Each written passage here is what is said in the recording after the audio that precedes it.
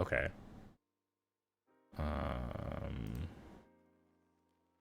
Ooh, what happened when Bitcoin made people rich quickly? Oh, I kind of want to see that before I see any of this catfish stuff. Okay.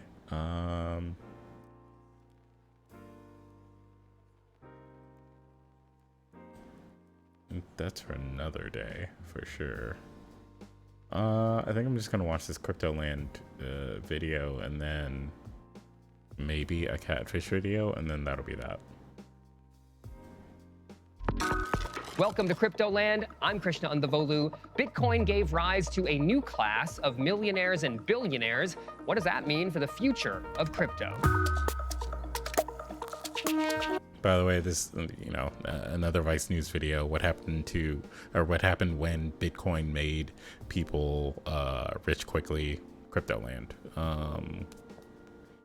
Vice News has good stuff, so they're always hitting. Not always, but. In 2013, Motherboard went to one of the first Bitcoin conferences ever. It was only like a few hundred people, super low-key, and very nerdy.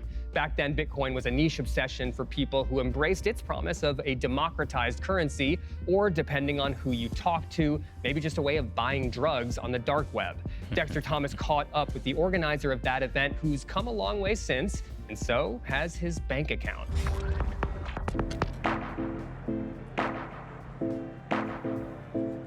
I'm here at Decentral Miami, which says it is the biggest DeFi and NFT conference this year.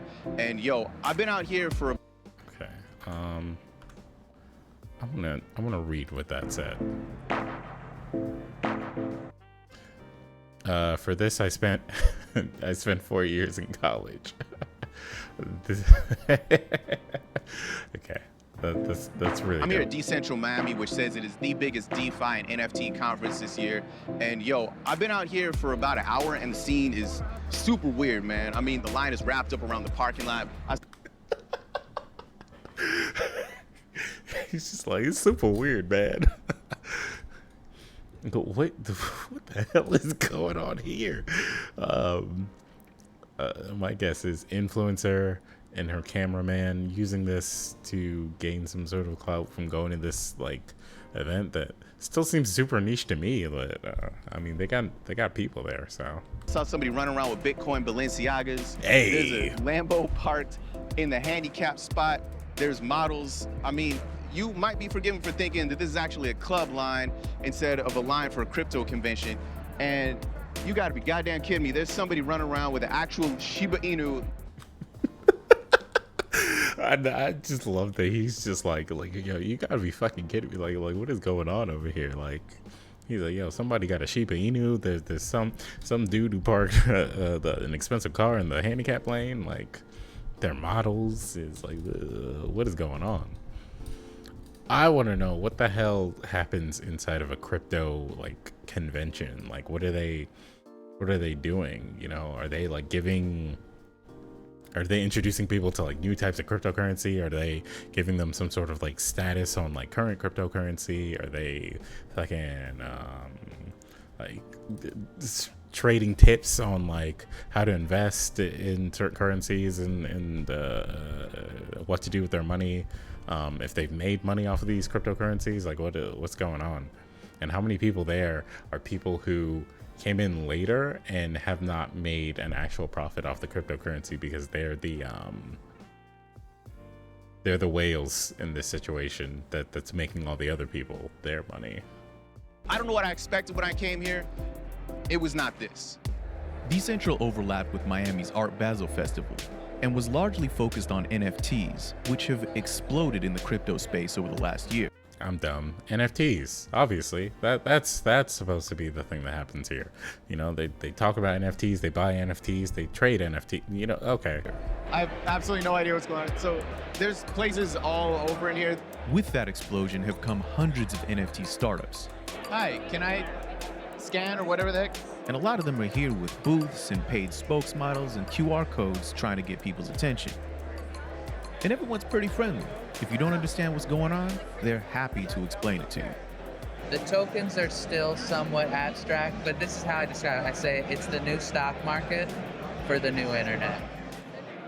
One of your NFTs just errored out, bro.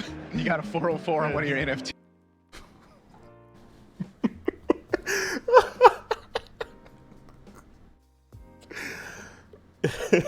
Yo, do you see the fear in this man's face when that happened? Your NFTs just errored out, bro. Like, do you see the fear? He's just like, yeah, that one got a 404 error. Bro, what's going on over here? He's like, I thought that would happen. Look away. You got a 404 on one of your NFTs. I gotta get my guy. You still need a guy in this world. This is all cool, but Wait, why is he not the guy? Whatever. it's not the only reason I'm here. I've flown to Miami to meet up with a guy who, in another world, I don't know. I expect like the people who are like shilling the NFTs to be like tech savvy enough to be like, oh, 404 error. Okay, well then I'm probably gonna have to like check some things and see what's causing this problem. It's probably something like very minor or whatever with the way that we're displaying the NFT on this monitor over here or whatever. But instead, this dude is like, oh shit, I guess I broke it. I'm gonna go hit up my IT guy to take care of this. And it's like, this is Web 3, bro. Like, come on, man. You're like, how are you gonna sell that to me? You don't have an understanding of what you're selling to me right now. What's going on? would have still been my coworker, Alec Liu, former writer for Vice's technology section, Motherboard. A lot of this is still abstract. It reminds me of like Bitcoin 2013. Hey, it's Alec with Motherboard. We're here at the first ever Bitcoin conference in San Jose, where over 1,200 Bitcoin supporters have gathered to celebrate how far the movement's come. This Bitcoin conference in 2013 was a turning point for Alec. He was there covering the event. It's been a crazy, interesting, sort of weird scene. That is a crazy hairstyle. I feel like Bitcoin is entering a new phase. After the event, he quit his job to join the crypto industry. And like a lot of people here, he's doing pretty well for himself. wait. So so Vice, or so I guess Motherboard, you know, the technology section of Vice, sent this guy out to the Bitcoin like convention in 2013, and he went around this convention learning about Bitcoin and like why people are so into Bitcoin at that time. And he was so convinced that it was like gonna work out that he quit his job and invested in Bitcoin. And he's one of the people who luckily invested early and have now gotten like shit tons of money because it paid off later, way later. Now, so is this guy. Co-founder of Kraken. Huh? And this guy. The Ethereum founder is there too. Oh God. Okay. And this guy. Bitcoin dev Mike Hearn. Why does that sound familiar? On the day of this conference, one Bitcoin was worth around $120. In 2021, when the Miami conference happened, it was worth an average of $47,000, meaning that every single 20 this guy fed into that ATM is worth a little over $8,000 now. And the comedian they hired for 4 Bitcoins. My mom is so Japanese that when I was born, I actually came out cordless. In retrospect, had a pretty I wonder if they paid him in Bitcoin. solid gig. Bitcoin is a tremendous force that can make the world a better place. The Winklevoss twins? It's up to us to make sure that that happens. The keynote that year were the Winklevoss. These are the guys that sued Mark Zuckerberg over Facebook, but they're fucking sitting pretty. They got, come on, man. It was like, whoa, that's a big deal. But there were so many question marks everywhere, right? Like people were talking about this future, but there was so much work to be done. You know, you left kind of feeling like, wow, this was like Bitcoin's Hold on.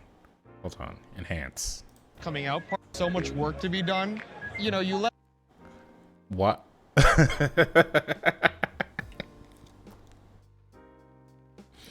Why is this woman just like completely ignoring him when he's like, hey, yeah, give me a high five? Was she just like not like aware of what's going on, or did she just like not like this dude? I wonder. I'm kind of feeling like, wow, this was like Bitcoin's coming out party. How did you decide to go from, doing essentially what I'm doing right now to say, you know what, let me get into this crypto thing? I'm definitely a bit of a sellout. I mean, look, money, big motivation, but it's also like the opportunity to be part of, like, let's say the beginning of the new internet.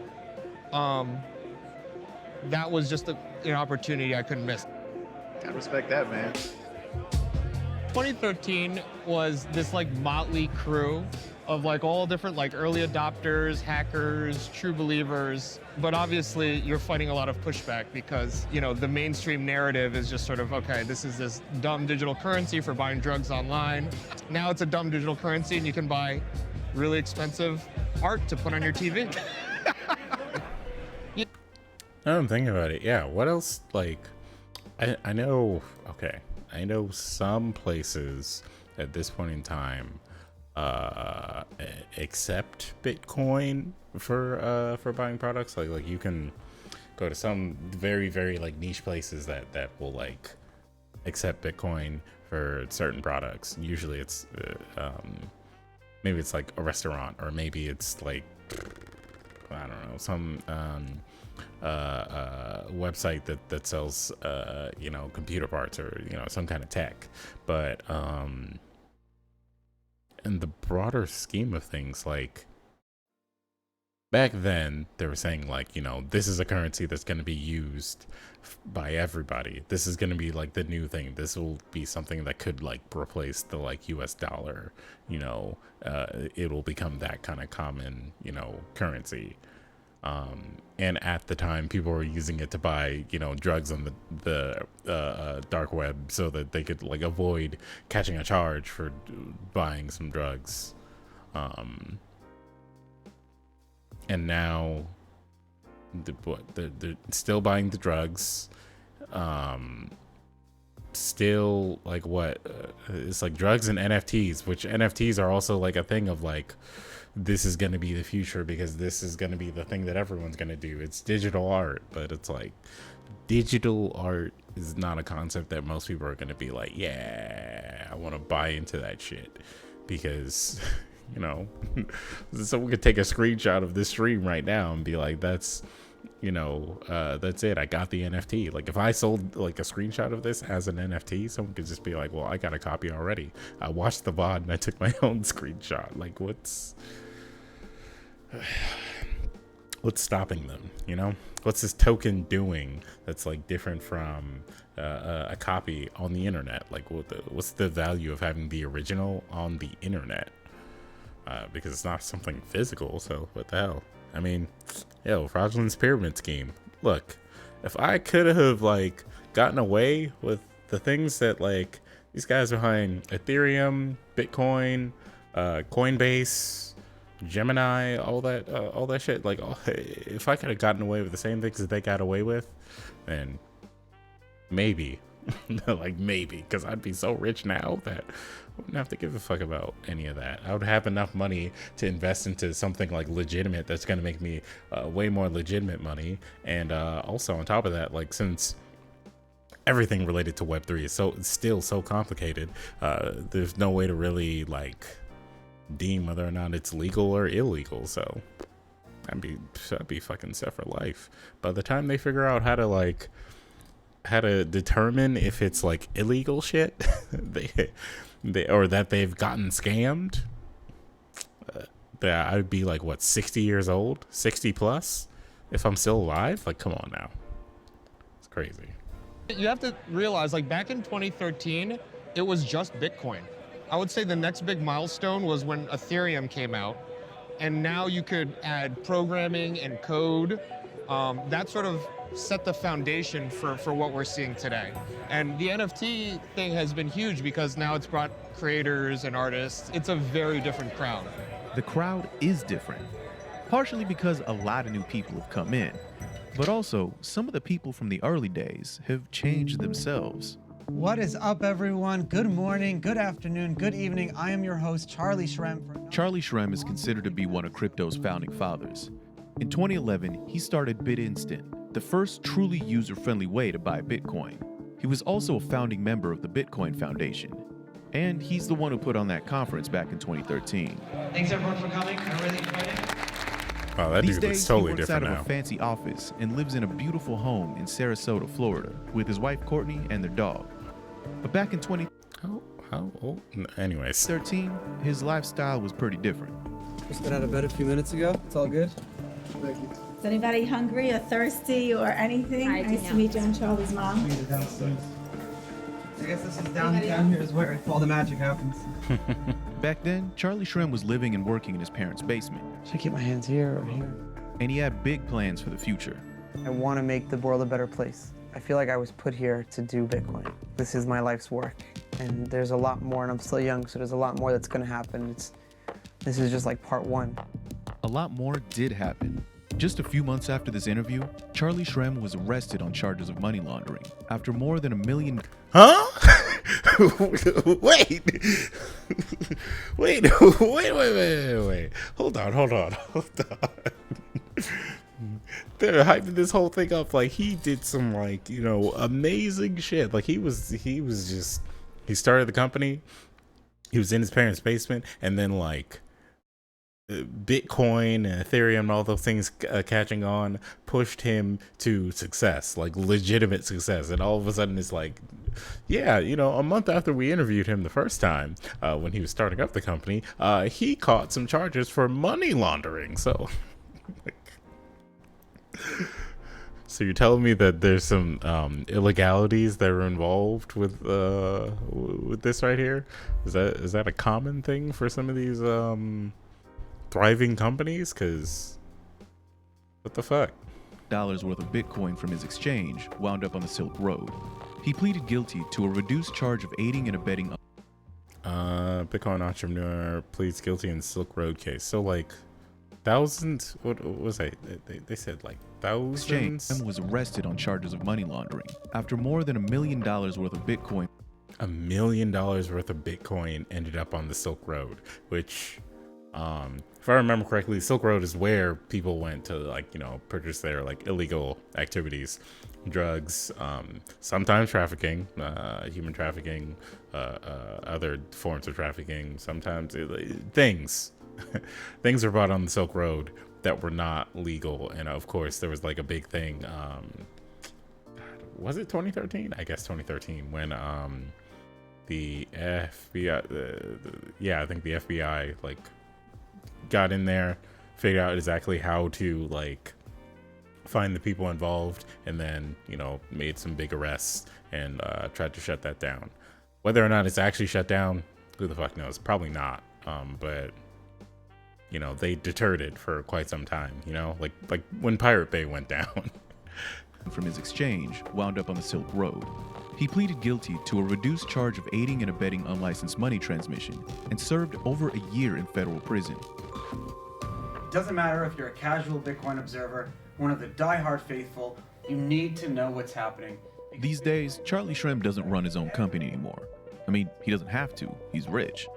Instead, he's leaned more into being a crypto evangelist, traveling around the world to spread the good word. Today, he's flown up to Baltimore like he does. Went to jail, came out rich. That's the real American dream right there. That dude went to jail for a year, came out rich. Richer than he was before. Like, that's okay. Does every couple of weeks to film a video series aimed at investors. But while he was in the area, he wanted to take me by the monuments. What do you think Abe Lincoln would have thought of Bitcoin? He would have loved it. At that conference in 2013, where were you mentally thinking about Bitcoin? I was walking around like my shit didn't stink. They would call me the Prince of Bitcoin. Did you like that title? Yeah, of course I did. It was a cool title. I mean, here I was, this high school kid who had no friends. I was a geek, I was a nerd. And all of a sudden, I'm like the most... He was in high school in that footage in 2013? That was a high school kid. most popular kid in school. And I found an industry that loved me just as much as I loved it. What was your motivation back then? We all realized early days that in this community, what we're doing was special. There was no doubt about it. But personally, for me, I was looking for a family. At the time, I was leaving the very, very religious Orthodox Jewish community that I had grown up in. Shrem says that his family made him choose between them and their religion, and his then girlfriend, Courtney, who isn't Jewish. He chose her and a life outside the community. He hasn't spoken to his parents in years. I mean, he's rich. Do you find yourself seeking some of the things that you did have within your community when you were growing up in Bitcoin? Oh yeah. One of the things that frustrates me all the time is that growing up in a religious community is you have instant camaraderie or friendship with tens of thousands of people, but in the external world, it's really damn hard to make friends. You came into Bitcoin to find friends. I came into Bitcoin and found some friends. As long as I'm still involved in the industry, I'll always be pushing for that camaraderie and community because it was what got me in the beginning. Bitcoin wasn't worth anything in the beginning. It wasn't tradable. It wasn't worth. The only reason we started a Bitcoin exchange was just to get more people to get it. Back then, most people thought of Bitcoin as a dodgy electronic alternative to cash, like hipster nerd monopoly money. But the conversation is much broader now. Not only do you have CNBC giving Bitcoin financial advice, but people in the community are promising that the blockchain could do everything from stopping racism and worker exploitation to bringing about world peace. It's pretty remarkable, given that we still don't even know who invented Bitcoin. All we have is their pseudonym, Satoshi. Who do you think Satoshi is? It's funny, I stopped asking myself that a few years ago. Really? I think what makes Bitcoin great is that there is no Satoshi. Satoshi is probably aliens. Aliens? Well, or time travelers. If time travelers invented Bitcoin to save the world, they would release it in the way Satoshi released the white paper. Invent it in depth, go back, but not take any credit because you want the people believing it came from them. Or maybe the people invented it, I don't know.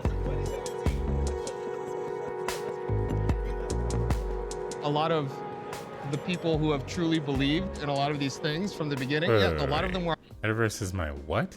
Metaverse is my turf? Okay. More idealists. That's something I hear a lot about. I hear a lot of really, shall we say, optimistic, you know what I mean, utopian thinking about, yo, this is gonna stop wars. This is what is gonna... It could fund wars, maybe. 100% fund.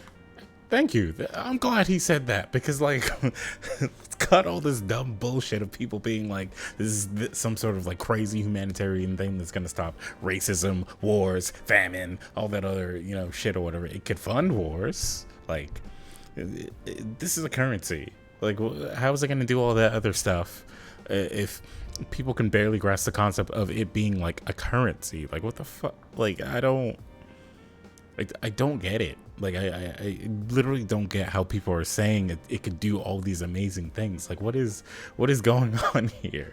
You know, is there like a Bitcoin chosen one that needs to like sit down and like explain this to me so that I can see the light? Like, what the fuck? What is this weird idealism that like Bitcoin is gonna like save the world from all its human problems? Like, I don't get that shit. Wars, and this is what I'm talking about. You know, objectively speaking, right, money is a huge part of state and government power. That's a fact. And so if you look at it from the perspective of if the state's money gets undermined, you are undermining the state's power. And it's hard not to talk.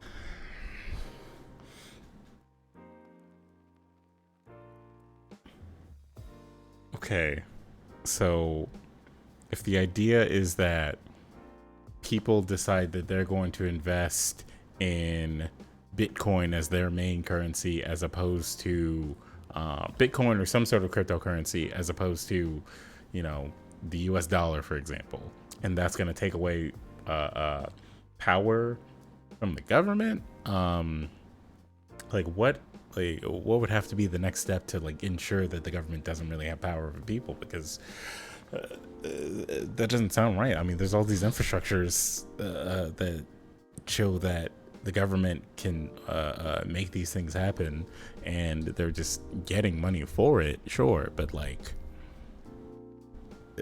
people just deciding that they're going to use Bitcoin or Ethereum or whatever cryptocurrency doesn't sound like it's going to like completely take away power from the government. It's just going to like give the government an incentive to invest in those things instead, and then get a shit ton of those things instead. I mean, like, what stops them from just saying this is a threat to us and we just throw you in jail? Like, you know, what stops them from, you know, doing some of the more seedy shit where they like, you know, say that some top Bitcoin investor that has like CP on his computer or something like that, and so they had to stop him, you know, or he was involved in the Silk Road, so they had to stop him and put him in jail for X amount of time. Like, what's going to stop him from doing all that shit if the idea is to take away power through currency? And what's going to like convince people who are so used to their regular forms of like currency, the physical forms of currency, to now invest in something that they like could not possibly understand, which should be like a digital currency. You know, some people have a hard time using like a credit card or a debit card, like explaining to them that they should stop using their cash and that they should start using, well, first buy this currency that's too expensive for them in the first place, and then also start using that as their like central form of, you know, whatever, like that. Yeah, that's hard to really think that it's hard to think that it's going to do all those things. About state power here. The US government has been pretty apprehensive about cryptocurrency in general. Other major global superpowers have toyed with restricting or even banning crypto outright. On the other hand, you've got El Salvador starting to fully embrace Bitcoin. And it's starting to look like governments are realizing that crypto might not be something that they can just legislate away. If you were in my position right now, seeing what you're seeing at this conference, would you make that same step, or do you think that moment's passed? Oh, it's certainly not past. Everything is very, very early. People have gotten a taste of what's possible, and that's why there's this energy, that's why there's this investment. We've seen enough validation to have the confidence that we're gonna get there. You're supposed to support each other in this space. There's enough money for everybody to get some. Jim Jones. A lot of people who are in crypto don't actually care about the technology. They're just playing it like a buzzword stock market. They're in it for the money.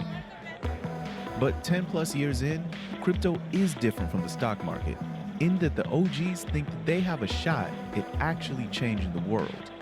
The other side of it that I see is that this is going to be a new aristocracy. There's going to be some people who got in early, who got a bunch of Bitcoin. They're going to be rich, but there's still going to be another 1%, and the rest of us 99 are going to get left in the dirt. I think that's always been the story of technology and like big technological developments. It's a double-edged sword. I think what's nice about the framework is that it has that utopian flavor in mind, but this is a very capitalist system. And so, you know, there will be winners and losers. The hope is that the competition is more fair. And I think we all need to stay vigilant. If you want equity and you want fairness, you have to fight for that every day, regardless of the underpinning technology. So you're saying I should quit Vice and follow in your footsteps? There's room for you.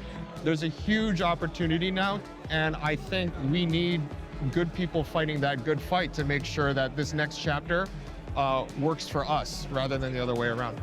But what does that mean? Like, what are you asking them to do? Hopefully the rest of this video like goes over that, but like, what are you actually like asking these people to do? Like, is it just buying cryptocurrency, or is there more to it? Because he's making it sound like we need you to be on the front lines to like, you know, to, like fight a war for cryptocurrency, but it's like nobody's explaining how people would do these things. So it's like, what is the secret here? We're more than a decade into Bitcoin's life, and we're here to talk about whether it has lived up to its original promise and how it will shape the future. Here with me are Motherboard's Maxwell Strawn, an early Bitcoin adopter and current Chief Strategy Officer of CoinShares, Meltem Demirors. Meltem, Maxwell, thank you for joining me. Lot to talk about. But in order to talk about what Bitcoin is like today and its future, we got to go back in time and talk about how it was born, its history, its culture. Meltem, I imagine it might be a good idea to talk about your life and how you got into Bitcoin, because maybe it tracks to kind of the larger trajectory of where we are today. Absolutely. I think like many people, when I first heard about... Maybe that was a weird shot, but I don't know.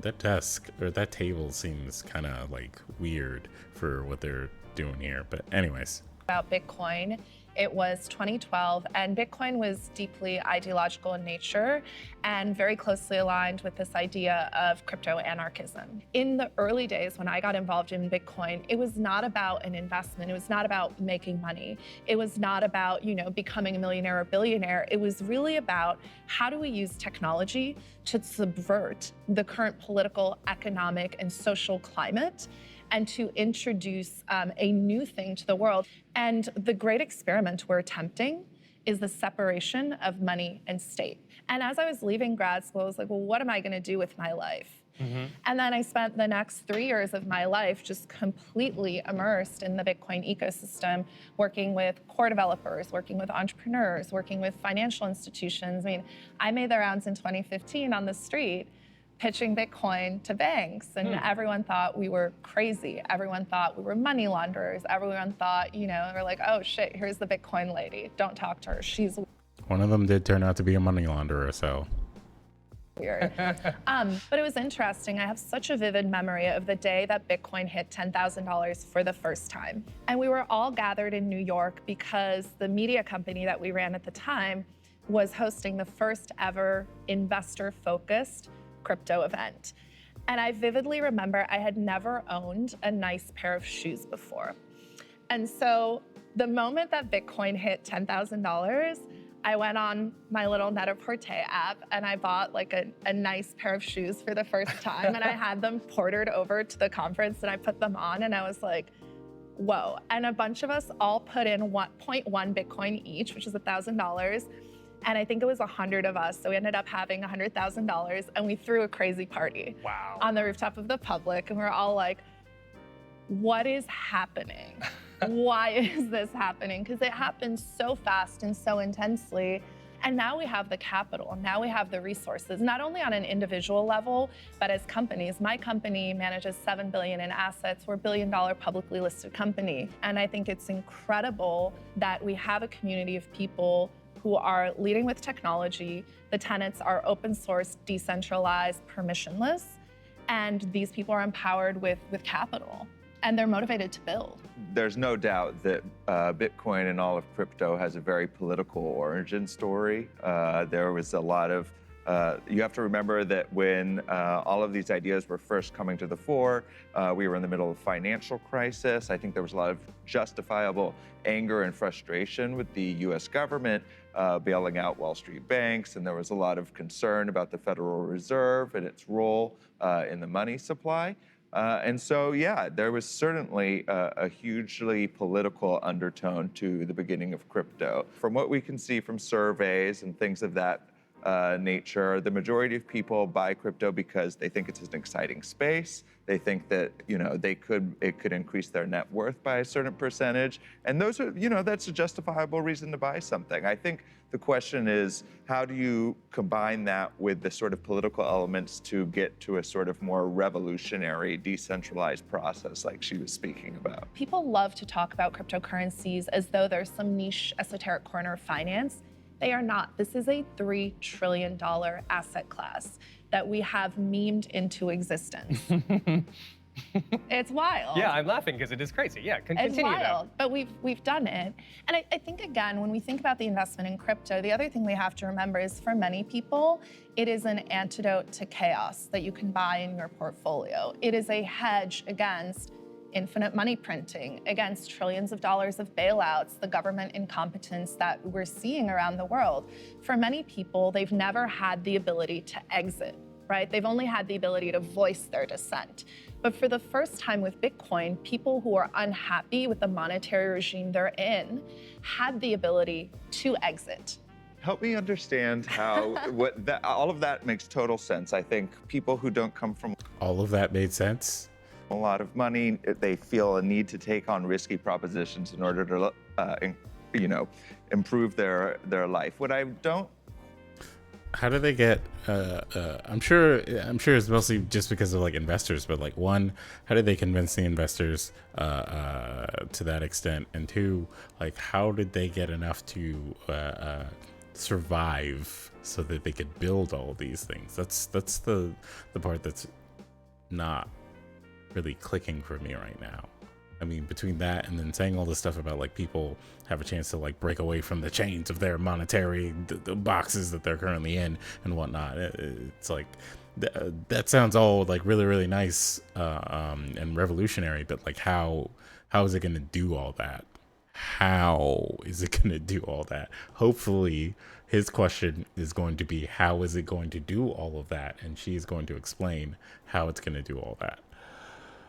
Quite understand is how those set of incentives are any different from someone who got into house flipping in 2003 or someone who bought shares of Apple in 1995. What is it about crypto that is distinct from those type of risks earlier?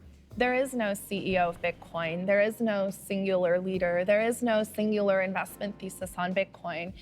People see whatever they want to see in Bitcoin. How's that different from all those other things that he said, though? Like, how's that different from, like, the general stock market? You know what I mean? Like, how's that different from investing in Apple? Because there's no, like, one person that controls all of this. So how does all this stay, like, controlled then? What, the community, I guess, is what they're going to say, but... So there's a whole group of people out there who are focused on technical analysis and trading, and they're really into the speculative element. And they're all of these different niche sub-communities. But the beauty is Bitcoin is flexible enough to accommodate all of these different sub-communities, and some of them evolve and spin out and become their own thing. But I don't think there is like one singular view or singular perspective or one singular ethos. There is no single person who dictates what happens. It's up to us. I know a lot of people own a little bit of crypto, but my understanding is that crypto, for the most part, is highly concentrated. The vast majority is owned by a very small number of people. And is that right? Is that wrong? And if it is true that it's concentrated amongst a small number of people, how is that a democratizing force? How is that different from, how assets are divided through Wall Street or anything like that? This is a great question and one I love talking about. So in our existing monetary system, wealth is extremely concentrated. And today, whales control about 12% of the Bitcoin supply. But what's really cool Whales being people being people who own more than 1,000 Bitcoin. Okay, so that's 12% with the whales. With the whales. But then the really cool thing is there's an extremely long tail of smaller Bitcoin holders, and that long tail keeps growing. That provides them with more resources to, do what they want to do. So that long tail is growing, but we need to find more ways to help it grow. But the question was about whether or not there is like a small percentage of people who own a vast majority of the profits here. And it's like, she just kind of like went around the question by being like, well, the people who own 1,000 or more Bitcoin are like in a 12% percentile.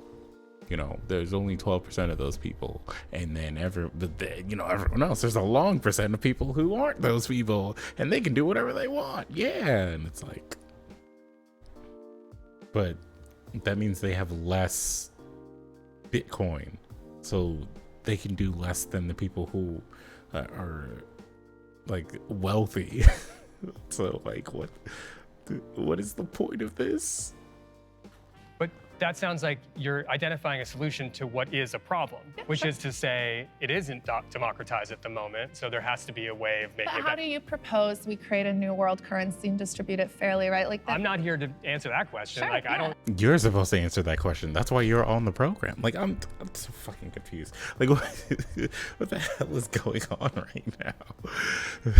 Is she not there to answer these questions about Bitcoin, to sell Bitcoin to people and say, like, yeah, we've got the answers to all these things. We already know how to take this currency and democratize it so that it's like controlled, and you know, you're not gonna like throw all your money away and then possibly just die. You know, like, what the fuck, bro? Like, none of these questions are being answered. There's no real, like, I'm not getting like a sense of like actual security from this like interview here. And she just said, how would we do that? It's like, come on. You can't sound like you figured all that shit out already, and then like the moment you're presented with the question of like, oh, okay, well then how'd you do that? It's like, oh, well, I mean, obviously we haven't done that. I mean, how would anybody do something like that? It's like, what the fuck? Then why am I gonna be a part of the like 80 plus percentile of people who aren't making that much off of this? You know what I mean? Like, come on, dude. I don't even know if we need a new world currency and distributing it fairly. You are. Also, that why present this as if we need a new world currency to replace what we currently have, and that's gonna like solve all the problems, when I don't think most of these problems that they're talking about are like based on the world currency. I don't think the world like switching currencies is going to be the fix to all of that, you know. Fucking like, let's say Bitcoin does do all these things, or it is capable of doing all these things. How would it be different from the current world currency? Like, what would make it different?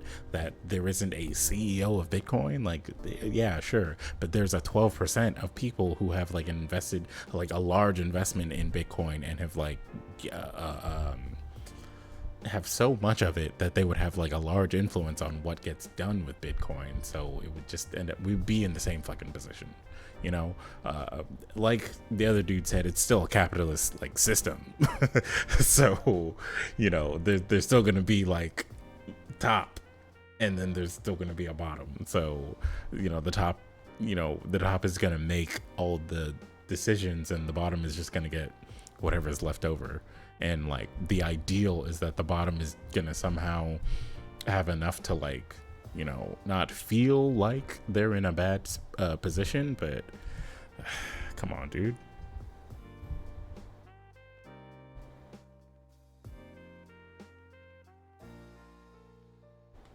If we want to change the world and the power structure in our world, we have to start with the money, because at the end of the day, everything comes back to the money.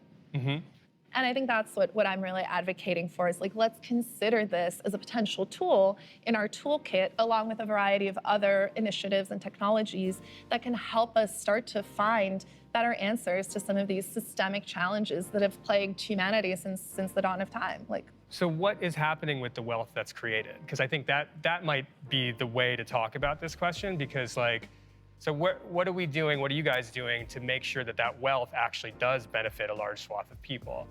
yeah, I think there are a few different approaches. I mean, I think Are you paying taxes? I pay taxes, of course. How does it work with taxes and Bitcoin, and how do you think it should work? How should it be taxed? And yeah, exactly. And the reason I think this is an important question is because like we live in a society, right? And our governments live in a society. Yeah, our governments might be broken, but there's a lot of attention these days paid to whether billionaires or people who've made a lot of money are paying their fair share into broader-based programs that are decided through democratic means as to how we have better roads or how we move to a greener economy, these sorts of things. So if you want to keep everything within the crypto world and you never cash out, then when are you ever going to pay taxes? And when you do pay taxes. You pay taxes on like-kind exchanges. So if I trade my Bitcoin for another cryptocurrency, that's a taxable event, just like it would be if I bought Google shares to buy Apple shares, right? Cool. I think the issue is if we look at how taxpayer resources in America have been spent,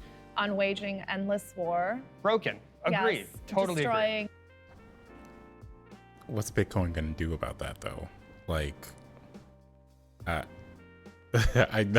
not getting like what. So these decisions are gonna go to what? Like the Bitcoin owners instead of the U.S. government or like the UN or like whatever. Like, I'm confused. I mean, allegedly we're talking about getting Bezos money, but like, I don't know how they're expecting that to be the case. I really don't. Like, it doesn't sound like this is something that's going to help every person. It sounds like it's something that's going to help like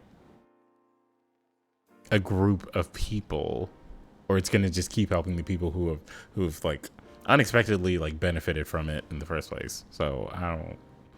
Now all this like bigger like, oh, we're gonna stop wars and all this stuff with it, and, all that shit seems very, very inspirational, but also does not seem like it's gonna happen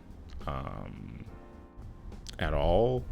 Especially if like people don't believe enough to invest, and like the people who invested at first had to be like the same billionaires or millionaires or whoever who are causing these alleged problems that they want to solve. So it's like,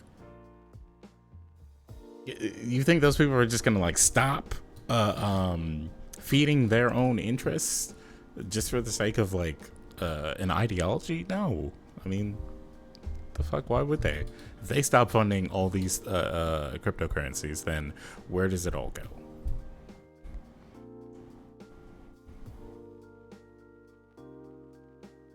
I mean, as far as cryptocurrency or as digital currency goes, there's like certain securities they're put in place to like stop someone from just like hacking and like stealing your shit or like screwing over everybody. But that's mainly because the people who need money now.exe. It's because the people who are like involved in like Web3 and like the blockchain and creating all the cryptocurrency are also the same people who would be like going to like a big company and creating their security for their product, like creating security for Riot or Sony or even Amazon, shit like that. Those people are the ones who are putting all of this technology in place. So they would know exactly what to look for and how to like, fend off that kind of problem. But that doesn't mean somebody else can't like come along and like figure out how to get around that.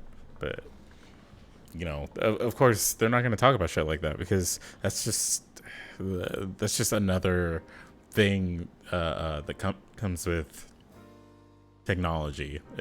That's usually what they're going to say. That's just another like headache that comes with technology. As far as digital currency goes, usually if you're getting your shit through the right person, you're not going to get hacked. But some people could decide that they don't like Bitcoin and then decide to hack it, and then maybe make off with like couple million Bitcoin or whatever, and fuck up the system for like a week. I don't know. That it doesn't seem like this conversation is gonna give any sort of assurances that any of those things are not gonna happen. So, if I could just fire up the needmoneynow.exe,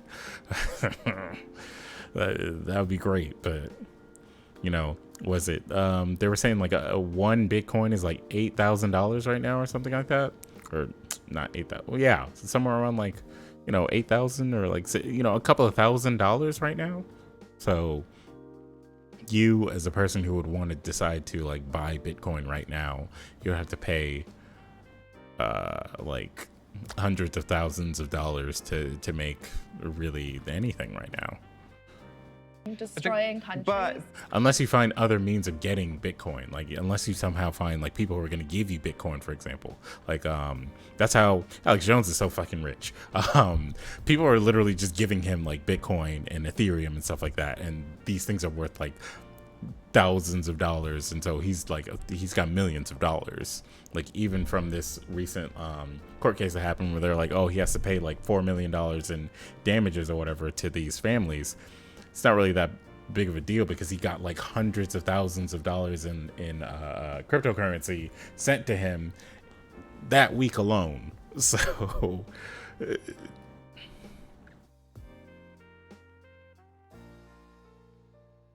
how can you convert? Oh, well, that's the other thing.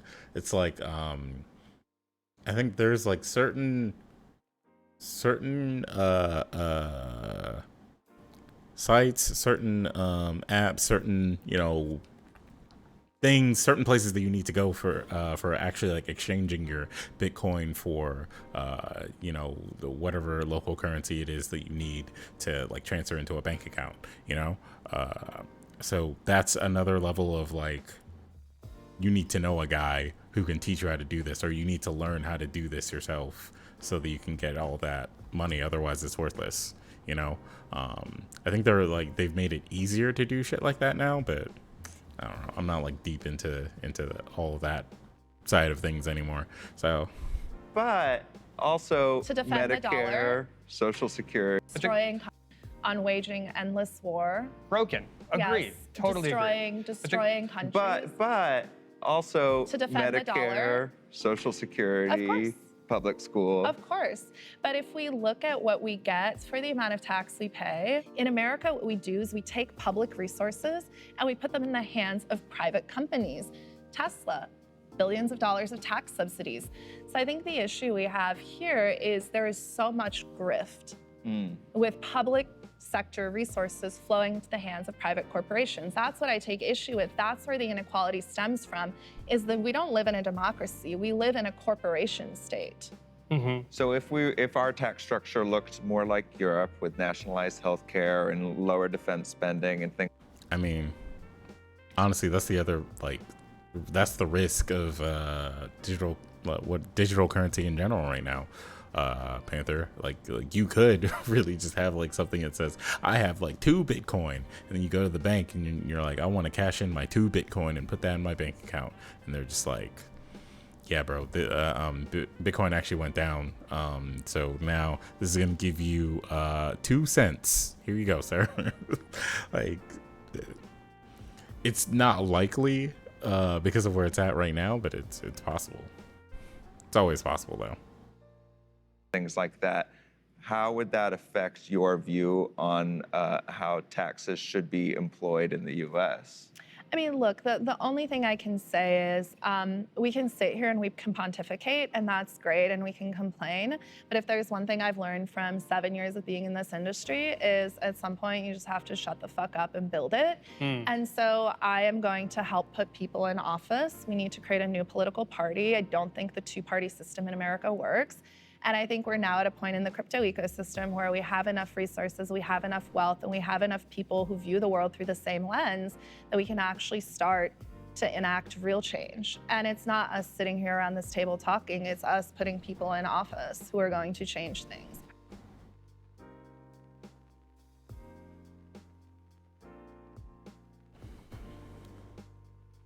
Okay. So she's basically saying they're going to use the current system, to try and like slowly change things by getting people that will like listen to them to be in office. Cool, awesome. How do you get the like general public to understand half of the things that you've been saying and understand that these like political opponents? I don't know, these political agents of yours are going to guarantee that spot, and then also start changing things without getting pushback from everyone else that's currently in the system who's thriving. Because politics, bro, if you're a politician that comes in and says, I want to change, I want to flip everything on its head, I want to change the way things are so that, you know, everyone gets, you know, a piece of the pie, or so that things just are better in general, you're finding like hundreds, thousands of people who have power, who are like, nah, I don't want to change anything because I'm making millions off of the shit that I do. So you have to fight those people. I mean, fuck, man, Bernie Sanders. You know, like look at what they do to that guy, and all he says is like, you know, maybe the wealthy should pay their actual fair share, and hey, maybe everyone should have healthcare that's, you know, going to save their lives. You know what I mean? Like, you're gonna have a hard time changing the public opinion to believe not only that these rich people have their best interests in heart, but also that their new person for their new party is gonna change everything, and it's all gonna be so amazing, yada yada, whatever. You know, like, I don't know. I haven't heard much about how any of these things are going to happen. I've just heard that they're going to try it, and they can because, you know, they're rich. Like, they can do whatever they want. How much actual wealth has been created through Bitcoin? So just basic facts today, Bitcoin is a $1.2 trillion asset class. Bitcoin is anywhere between 40 to 50% of the overall crypto asset market. Put assets on a relative scale, right? Crypto, $3 trillion market. Precious metals, literal fucking rocks, $12 trillion market. Okay. Global equities, $100 trillion market. Real estate, $300 trillion market. Apple is a $2 trillion company. Microsoft is a $2 trillion company, right? So they have budgets that are bigger than the budgets of nation states. Right, so the general solution... So like, just if you take a step back, right? Like, crypto is not the craziest thing that's happening. We're living in this interesting world where corporations, right?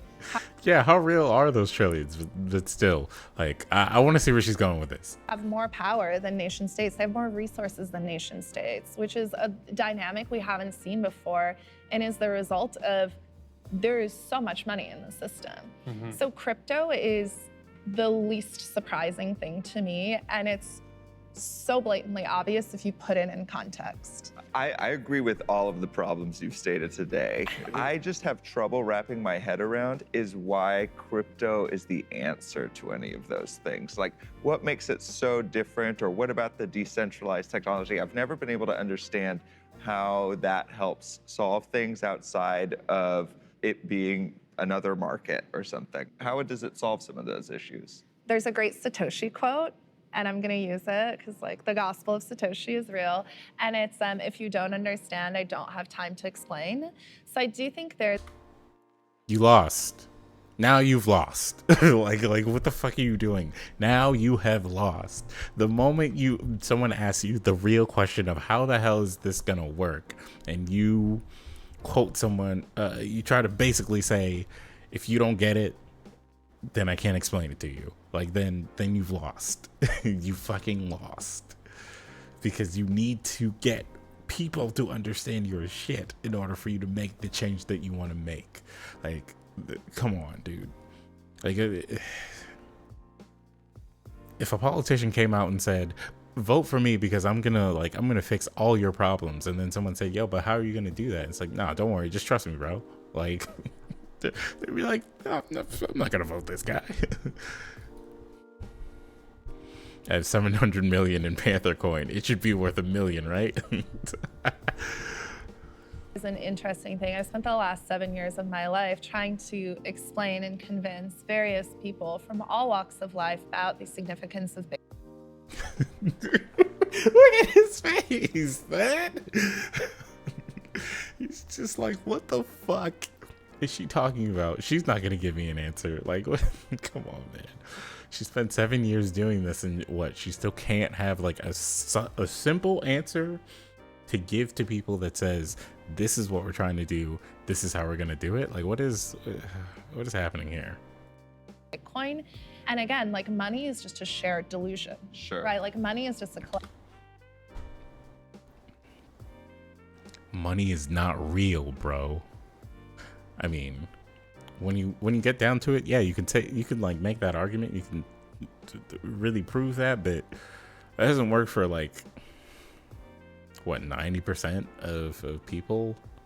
So you can't really you can't sell it by saying like money is just a social concept, a social construct in itself. Like, yeah, sure it is, but it's an important one.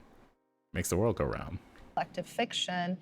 I'm trying to convince you of my view, my delusion, right? But it's very difficult for me to convince you of my delusion because you're trapped in your own delusion, which is the belief in fiat currency. I'm not. This is how like QAnon people sound sometimes. You know what I mean? That's what sucks about this. Like, she sounds like a QAnon person. She's like, well, you're trapped in your regular delusion of what society has told you, and I'm trapped in mine, and I'm just trying to give you my delusion. It's like, you shouldn't. One, you should, even as a joke, you shouldn't say that. Two, how are you convincing people, you know? Like, she made out pretty with all of this, but it's like, how are you going to help me get to where you're at? Or how are you going to help me in my life? You know, what's convincing me to be a part of this? And what am I supposed to be doing to be a part of this? Trapped, and it could be that the benefit of crypto is that it moves resources from this traditional hierarchy of white men who work at Goldman Sachs to a totally different group of people, and that might be fine. That's the other thing. How real is her money if she can't convert it to USD? You know what I mean? Like, she lives in the United States. How does she buy the things that she buys? I'm assuming she buys them in the conventional sense of using the US dollar, which means she has to convert that Bitcoin to you know, US dollars. If the government decided today that, like, they don't recognize cryptocurrency as like real, and it can't possibly have like a value that's like comparable to the US dollar or something like that, or like they're not allowed to convert it to the US dollar, then that shit just goes up in flames. Her name is like Meltnum something. There it is. Meltem Demures. Jesus Christ. Her net worth is $4 billion. Per her website, it's $4 billion. She manages assets worth $4 billion.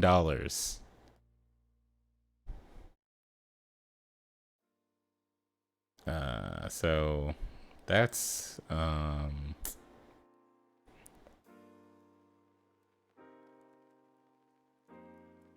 see. Investor, consultant, lawyer. Wait, she's a lawyer?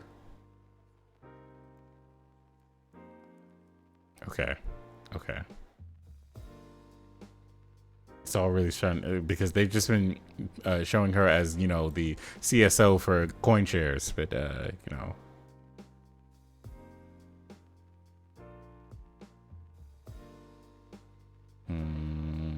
Let's see.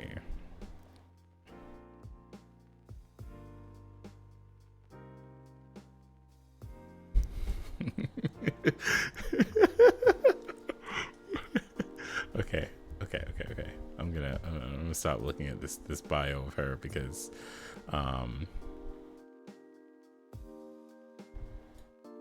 yeah.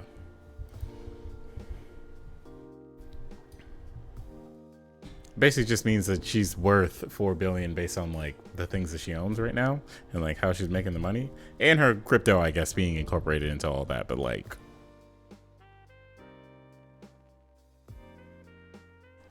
the crypto is doing the heavy lifting there for sure. And CoinShare, the CoinShares like product or the website or, you know, whatever. So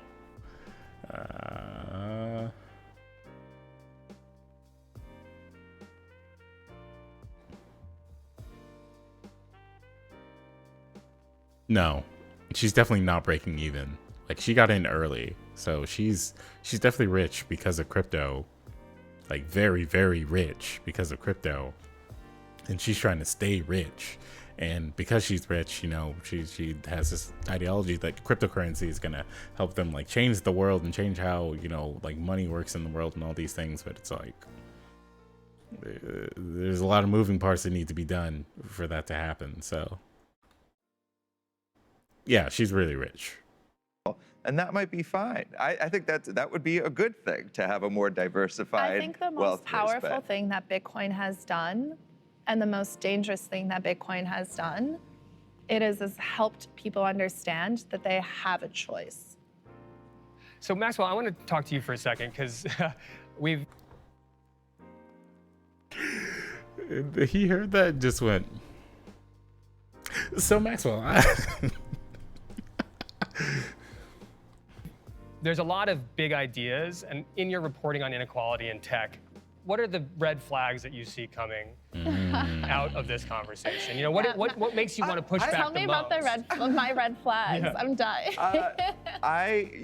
You were just talking about, spending, money on ludicrous things. That to me doesn't seem like an issue, to be honest. Like, rich people have been spending money on stupid stuff for thousands of years. I think.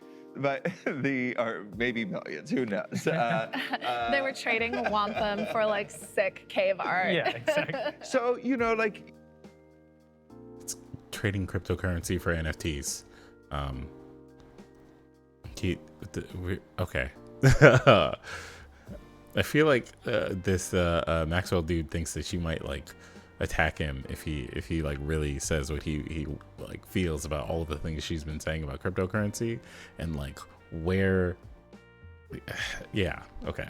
Yeah, NFTs, whatever you think about them. Some people think they're innovation. Some people think that they're, going to be gone. I don't know. I don't really care. I don't know if there is a red flag, but I do find myself still confused about outside of Bitcoin rising in price, Bitcoin allowing people back in the day to buy nefarious drugs. I'm just having a trouble seeing how it's solving any of these problems. And obviously people think that it does because, like you said, there's a religious element to it, there's a real devotion to it, and early adopters, I think, understandably, really feel attached to crypto because, especially in the case of Bitcoin, it's changed a lot of people's lives. And if you were there early, but if we're starting today, though, if you're starting to get into, you want to buy Bitcoin today, I wonder, do you think you'll be, are you too late to the party or are you still very early? You don't have to buy Bitcoin, though. You can earn Bitcoin. You can get paid Bitcoin cashback rewards. Like, what we want to start to do is create new dynamics where you don't have to buy it. The choke point, the control point is always going to be where crypto touches the traditional banking system. And so one of the things we're really focused on is building the ability for people to never have to leave the crypto ecosystem. We can now enable people, and there's actually a really cool company called Stackwork that allows, it's like an Upwork or a Fiverr where people can get paid in Bitcoin. So if you're a developer, right? So for example, if you are a university-educated woman in Afghanistan, you can no longer work outside your home. But if you have an internet connection, you can work online and get paid in Bitcoin. So you don't have to deposit in a bank account because as a woman, you can't have a bank account. So you can now empower people around the world to work for Bitcoin, which is okay, but how? Like what? Well, okay, I get that there's that one thing that's like, yeah, they get paid in Bitcoin. Yeah, cool. But she said all this stuff about like their cashback rewards for just like earning Bitcoin and how, like, what is that? How are these things going to work? pretty cool. That is a tangible benefit. How big is that? How often is that happening right now? All the time. All the time. And there are huge developer communities in Argentina, in Chile, in Venezuela, in Turkey, where I'm from, in the Philippines, in Malaysia. So we can now allow people, anyone with a phone and an internet connection can get Bitcoin. There it is, guys. There's the Sneeko line right there. Anybody with a phone can earn money right now with cryptocurrency. What the fuck? Okay. She keeps mentioning like developers. So it's like, okay, you would have to be a developer in order to get Bitcoin in this scenario. So you'd have to learn code, become very, very proficient at the code, and then become like good enough to get these people who own Bitcoin already to want to pay you versus somebody who, you know, has been in the game for the X amount of time, or, you know, whatever, to do something for them, and then pay them in Bitcoin. And then, you know, once they get paid in Bitcoin, they hopefully can like convert that to a currency that will allow them to, you know, get the things they need to get. Because she mentioned Afghanistan and how those people can't get like some people can't get like bank accounts. Like what, women can't get bank accounts right now in Afghanistan, I believe. And so, you know, they could circumvent that by having an internet connection somehow, and using that to do coding for somebody on this like Fiverr for crypto sort of thing, and then get Bitcoin. And then when they get the Bitcoin, how do they buy like food if they can't put the Bitcoin, like they can't change the Bitcoin into money that they can use in a bank account or as cash or like whatever? Because obviously the infrastructure is not there to make the conversion. So, and of course the simple question, how do they pay for the internet? You know, but like maybe there are internet cafes and things like that, but like there are like a lot of hoops that these people have to go through in order to even get to the point where they can have the opportunity to make the Bitcoin, and they can't even fucking afford food. So it's like, how is that help? Like, what are we talking about here? I mean, she definitely didn't say we're just gonna give them some Bitcoin to help them. It's like, so what's happening here? And I think that's super powerful. You and I don't feel that pain because we live in America and we have bank accounts and we've never been marginalized or excluded. But I think for people who haven't had those opportunities, like this is tremendously exciting for them. I think that is a super exciting opportunity. You have to agree with question, that. Yes, of course. But then the question is, but will this tide actually lift all boats? And I think that's the inequality question in a nutshell. And here's my answer to that. Like, I can't decide that for anyone, Nor right? can I, because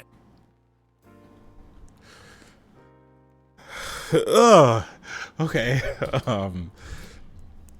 Like, she made it very clear that she wants to, like, you know, fix problems like, you know, what's currently going on in Afghanistan with the Taliban, right? And that cryptocurrency, or like, you know, Bitcoin very specifically could do that. But all the reason, like all the ways how are like things that they can't fucking do because of the situation that they're in. So it's like, what is happening here? Like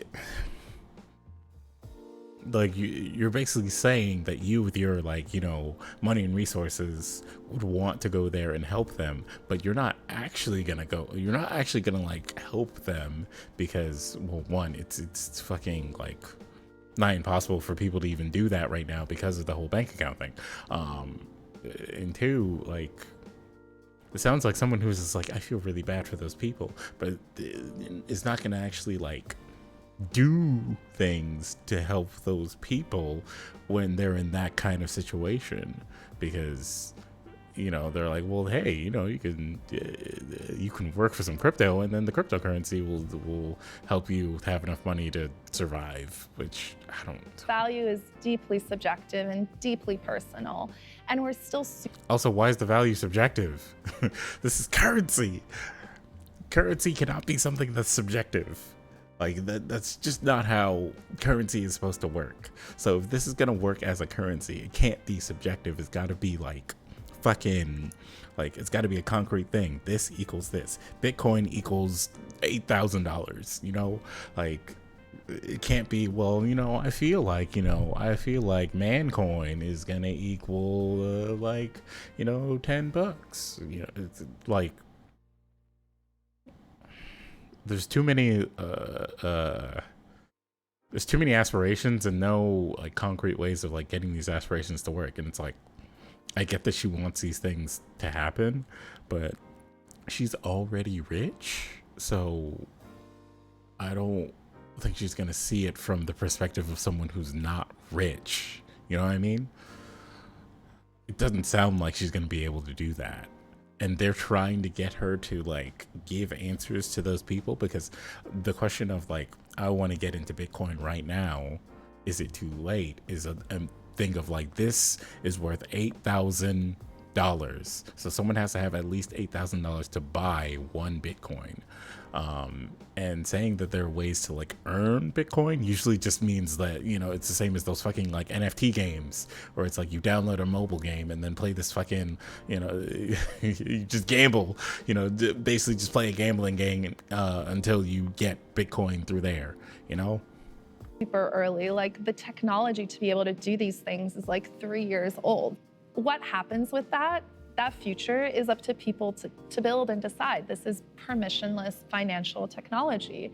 So people will build different things, and some of it will make sense to us, some of it. And then when you get to the point where it's like, people can earn it or whatever, you know, they keep talking about how it's permissionless, but what if the government decides to put permissions on it? They're eventually gonna have to like put some sort of restriction on this, because they're not just gonna let it like fucking fly and then, you know, let whatever the fuck happen, because, you know, they're in power, they have power, and they don't want to lose power, they don't want to lose their money or their power. So like, what's the easiest way to do that? Oh well, that Bitcoin stuff over there, or that cryptocurrency, well, we just regulate it a little bit, you know, like, hey, you can use it, but like, you can't make this amount, or like, hey, it's not going to be, you know, it can't be worth like $10 million, you know, dollars for like one Bitcoin, you know, that kind of thing. So it won't. Some of it will be altruistic and well-intentioned in nature. Some of it won't.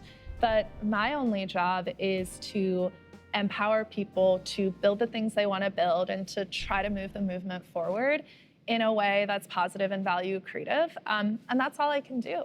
I will say that the one thing that makes me concerned is that one thing, or are there many things? I feel like there are many things. Is that, you know, this is essentially unfettered capitalism. It's capitalism without the state.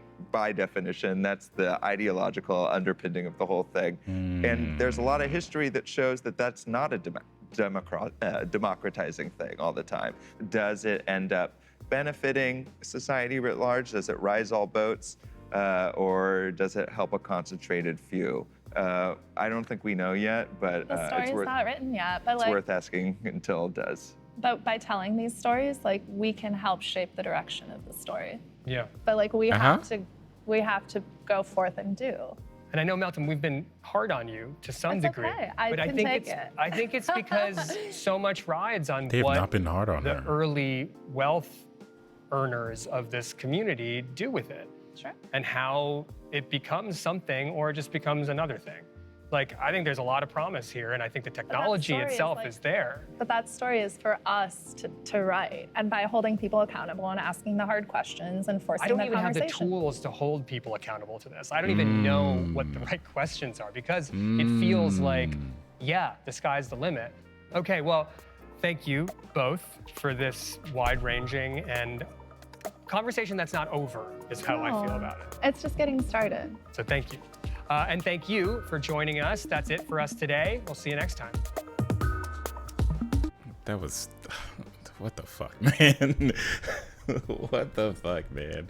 They thought they were being hard on her. They were not like pressing hard enough to get like a concrete answer on what the fuck can Joe Sixpack do to get into this thing. You know what I mean? Like, what? God damn, bro. Like, anyways,